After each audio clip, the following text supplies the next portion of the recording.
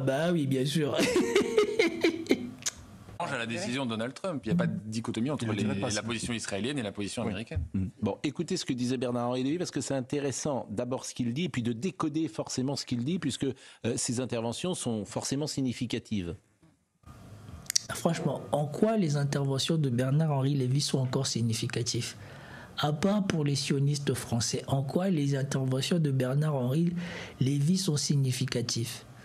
On vous rappelle que la dernière fois, il disait que Poutine avait reculé. Que l'Ukraine était en train d'avancer ou de faire je sais pas quoi. On a vu ce que les deux sont devenus, non? Non mais vraiment. Ce qui m'embête, c'est que l'Iran a déclaré une guerre contre son peuple d'abord, une guerre métaphorique, mais une guerre quand même, et une guerre contre Israël. L'Iran a déclaré la guerre en avril 2024, puis en septembre 2024. Sincèrement, franchement, doit-on encore revoir ça? Sincèrement. Donc l'Iran, comme le Hamas le 7 octobre, sorti de nulle part, coup de folie, a déclaré la guerre. On sait que la démonstration qu'ils ont fait en avril 2024, où même les missiles balistiques n'étaient même pas remplis d'explosifs, c'était juste des missiles vides qui sont tombés, ont inondé, débordé le dôme de fer, mais c'est eux qui ont déclaré la guerre. L'attaque qu'avait fait Israël avant ça, c'était pas ça la guerre. C'est eux, quand ils ont riposté, qui ont déclaré la guerre. Non mais qu'est-ce qu'il faut pas attendre? Qu'est-ce qu'il faut pas attendre? Et à chaque fois, il vient à la télé, on le laisse débuter ses conneries sans rien lui dire. Je ne sais pas combien de temps ça va durer. Donc ce monsieur, il a réussi à s'imposer dans l'univers audiovisuel français comme l'intouchable. À chaque fois que quelqu'un le met en difficulté, il est viré. À chaque fois que quelqu'un met en difficulté les sionistes à la télé française, il est viré. C'est incroyable. Le mensonge comme ça, la Mabrouk aussi, si elle a laissé raconter ça, c'est la catastrophe. 4, avec des frappes de missiles jamais vues dans l'histoire des guerres, l'Iran a déclaré une guerre. Bien. Ben oui. Franchement, c'est incroyable. Comme j'ai envie de dire, lui c'est le philosophe du dimanche. Lui, c'est le philosophe du dimanche. Tu ne peux pas être philosophe et être autant dans le déni de la vérité. Le problème, ce n'est pas les frappes de missiles jamais vues. C'est pourquoi on vous a frappé et avec quoi on vous a frappé. Il n'y a même pas eu de dégâts à proprement dit dans Israël, à part des impacts de missiles, des impacts de missiles sur le sol. Il n'y a quasiment pas eu d'explosion. De quoi il parle, lui? À Israël, c'est à Israël de savoir s'il a ou non neutralisé la puissance militaire qui a failli lui... Non, c'est pas à elle de savoir. Elle sait déjà qu'elle n'a pas réussi. C'est pour ça qu'ils sont partis appeler Trump. Elle sait déjà qu'elle n'a pas réussi. Commettre des débats irréparables. Puisque je vous disais tout à l'heure, Mayar Manchipour a pris la parole, il était chez Romain Desarbres, et on peut penser effectivement au peuple iranien, on pense peut-être à la communauté iranienne, et j'imagine qu'elle est en train de nous écouter. Lui là, il a dû se faire remonter dans les médias. On a dû bien se foutre de sa gueule avec les vidéos de tous les gens qui sont intervenus. Ils ont bien dû se foutre de sa gueule parce que vous attendez aujourd'hui comment il essaye de rééquilibrer les choses. Il parle un petit peu des sionistes, un petit peu des Iraniens, un petit peu des sionistes, un petit peu des Iraniens. Il a dû bien se faire remettre en place comme il faut. Parce que lui, il n'y avait que de Français, que des Juifs français. Il n'y avait pas de Français iraniens quand ça a commencé. En ce moment, c'est une déception très grande, forcément. Je sais pas, moi, en fait, c'est ce qu'il disait d'ailleurs, et moi je l'avais pas entendu. On est très loin des bombes qui tombent. Hein. Oui. Les gens qui se prennent des bombes sur la tête, en général, Voilà, au moins il y en a une qui est normale. Au moins il y en a une qui est normale. Entre les gens qui le vivent et les gens qui racontent leur vie sur les plateaux télé ou de l'étranger, c'est pas la même chose. ayez l'humilité, au moins quand vous parlez depuis l'étranger, déjà d'accepter que vous ne vivez pas la souffrance de ce dont vous parlez. Ils veulent que ça s'arrête pour commencer. Vraiment. Donc il faut aussi, c'est pas juste une discussion théorique sur qu'est-ce que va devenir le régime ou pas, d'autant qu'il y a une prudence. Ils veulent quand même que le régime tombe. Évidemment, Charlotte. évidemment, Oui. évidemment. Et pour eux, aujourd'hui, ils se rendent compte que tu en reprends peut-être pour encore 5 ans, 10 ans. De la même manière, les Irakiens voulaient être libérés de Saddam Hussein. Voilà. Heureusement qu'un rappel.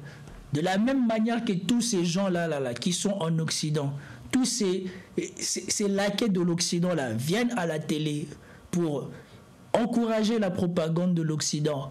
En Irak, on va libérer l'Irak, ça va devenir une démocratie. On les a jamais vus rentrer, l'Irak est foutu. En Libye, on va faire la même chose, ça va devenir nanana. On les a jamais vus rentrer, la Libye est foutue. Et ils voulaient encore faire ça en Iran. Et vous avez vu les Iraniens eux-mêmes. Et franchement, il faut respecter ces gens-là. Franchement, c'est la communauté, je crois, la première fois que je vois une communauté, une diaspora se respecter. Certes, il y en a quelques-uns là qui se sont égarés, qui sont partis dire oui, on veut maintenant. Non. La plupart ont dit on n'a pas besoin de vous. On n'a pas besoin d'Israël. Et surtout, beaucoup d'Iraniens ont été dignes, ont rappelé. Même si le mollah iranien, il est ce que vous dites, ce que vous voulez, il n'est pas accusé de crimes contre l'humanité, de crimes de guerre ou de tout ce genre de choses. C'est un dirigeant légitime, que vous le vouliez ou non.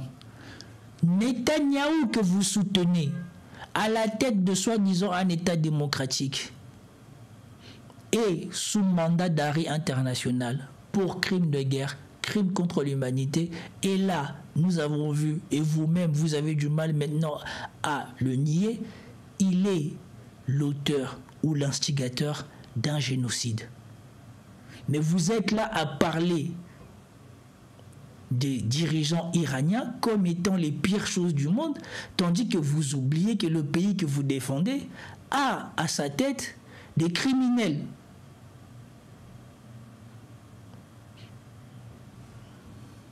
De la même manière, Kadhafi. Mais non, mais ce que je veux dire, c'est que parfois, vous pouvez regretter des conséquences pires. La guerre est un cauchemar pour les populations. C'est entendu. Évidemment. C'est donc, entendu. Comment... Il n'est pas content, il n'est pas content. Il n'est pas content, il n'est pas content qu'on le recadre. Ce type est une honte. Ce type est une honte. Il n'a pas été vrai journaliste, il n'a pas été reporter de guerre, il n'a même pas été... je ne sais même pas s'il a un passé de mec qui s'est tapé, qui s'est frotté au danger, quoi que ce soit. Il ne raconte que des conneries.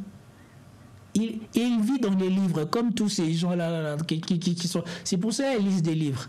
Leur vie manque de vécu. C'est pour cela qu'ils lisent des livres. Ils ont besoin d'imaginer des choses qu'ils n'ont pas vécues. Des gens comme moi, quand tu as vécu des troubles dans le pays, des tirs d'armes, que tu t'es retrouvé dans des mélas, tu t'es retrouvé dans plein de trucs où tu ressens le danger, tu ressens l'adrénaline, tu ressens l'instinct de survie, et ben tu n'as plus besoin de lire des livres, d'imaginer ou d'accepter les bêtises. Franchement, depuis qu'il a raconté l'histoire là, que soi-disant un mec lui aurait dit qu'il est mieux sous les bombes en Israël que dans les rues de Paris. Et quand on voit tous ces gens-là en train de fuir comme des cafards, quand les bombes ont commencé à tomber, à chaque fois j'ai une pensée pour lui. Je me dis, voilà, quand j'ai dit que c'était une baltringue, je ne m'étais pas trompé. Parce que la même personne qui a dû lui dire ça, ça a dû être la première même à payer son billet 4 000 € pour quitter Israël et revenir à Paris. Comment est la résistance comment serait la résistance des mollahs, notamment vis-à-vis des Iraniens? C'est une question. Quelle est la préparation d'une alternative politique? C'est une question. Quel est le risque de fracturation totale de la société iranienne? C'est une autre question. Donc il y a quand même beaucoup de données qui sont... Bernard-Henri Lévy, il n'est pas étonnant, on va dire, dans sa ligne. C'est un partisan du changement de régime. Bien sûr. Tout le temps. Bah oui, on a vu. À chaque fois, il est parti prendre des photos et derrière lui, c'était la catastrophe pour les gens qui sont là-bas. Hein. Bien sûr. Bah, par exemple, en Libye, c'était moyennement réussi, si je puis me permettre. Oui. Bah voilà. Mais quand vous Et c'est tout ce qu'il déteste. Qu'on le remette à sa place. Regardez sa tête. Il se dit, ah, elle est venue gâcher mon coup, moi. intervenez, ça marche pas. Quand vous intervenez pas, ça marche pas non plus. C'est pour ça que je dis que c'est pas aussi simple. Tu n'es pas censé intervenir, c'est pas chez toi. Comme Macron, il a fouetté les gilets jaunes là. Vous avez vu quelqu'un d'autre dans le monde intervenir pour dire que Macron, il est légitime à traiter sa population comme ça? On vous rappelle qu'il y a des gens qui ont perdu la main, qui ont perdu la vue, qui ont perdu l'œil. Mais qu'est-ce qu'on n'a pas eu pendant les gilets jaunes? Et nous savons aussi que les gilets jaunes ont été infiltrés par les services d'ordre pour faire croire que c'était des casseurs, pour tuer la réputation, la légitimité des gilets jaunes, et donc pour leur faire passer pour des casseurs, et après pour justifier la répression. On a vu tous les tactiques qui ont été mis en place. On a même vu le policier, les policiers là, qui ont encouragé les jeunes. Un policier qui était parmi les jeunes, qui a encouragé les jeunes à casser le pavé. Et après, on s'est rendu compte que c'était un policier. On a vu. Mais est-ce que vous avez vu les gens dire que c'est pas bien, c'est illégitime, il faut intervenir pour renverser quelqu'un en France? Mais vous vous sentez légitime à aller dire chez les gens...